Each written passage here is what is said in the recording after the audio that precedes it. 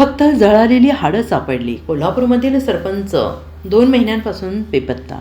मस्साजोगच्या संतोष देशमुख प्रकरणाची पुनरावृत्ती. बीडमधील मस्साजोग प्रकरणाची कोल्हापूर जिल्ह्यामध्ये पुनरावृत्ती झाली आहे का अशी भीती व्यक्त केली जाते. कारण पाटगावचे माजी सरपंच गेल्या 2 महिन्यांपासून बेपत्ता आहेत. मात्र त्यांचा अजूनही कोणताही मागूस लागलेला नाही. पोलिसांना देखील तपासात अद्याप कोणतंही यश आलेलं नाही.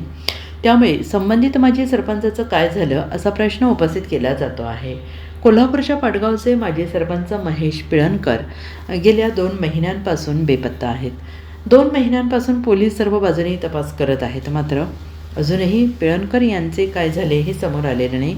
काही दिवसांपूर्वी पाटगाव भागात जळालेल्या अवस्थेत काही हाडं सापडली. मात्र त्याचा अहवाल येणं बाकी आहे आणि ती हाडं एखाद्या जनावराची असल्याचं देखील सांगण्यात येत आहे. मात्र असं असलं तरी महेश पिळणकर यांच्याबाबत कोणतीही माहिती मिळत नाही. त्यामुळे पिळणकर यांच्या कुटुंबियांसह सामाजिक कार्यकर्ते रस्त्यावर उतरलेले आहेत आणि या प्रकरणात पोलिसांनी तपास गतिमान करावा अशी विनंती करण्यात आली आहे.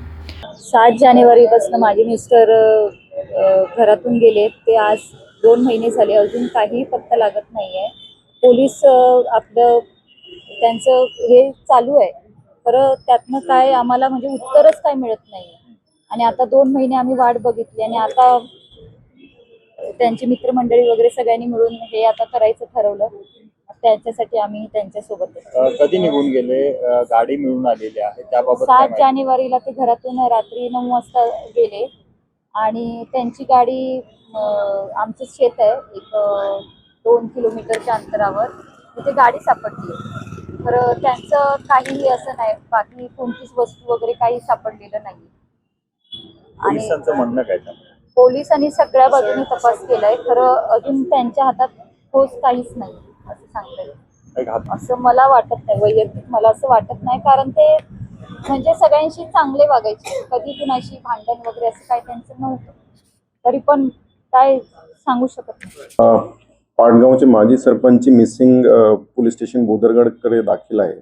7 जानेवारी 2026 पासून ते मिसिंग आहे.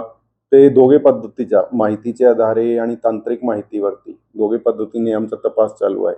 ॲडिशनल SP ने सुद्धा कॅम्प केलेला आहे, जाऊन DYSP आणि LCBची टीमने सुद्धा पॅरलली सायबरच्या दिशेने पण तपास जे आहे, डेटा असतील, मोबाईल डेटा अनालिसिस असतील, ते पूर्णपणे आमचा तपास चालू आहे. त्यांच्यामध्ये फॉरेन्सिकचा पण एक विषय होता. फॉरेन्सिकमध्ये पण आम्ही पाठपुरावा करून फॉरेन्सिकची रिपोर्ट सुद्धा घेण्यात आलेली आहे लवकर.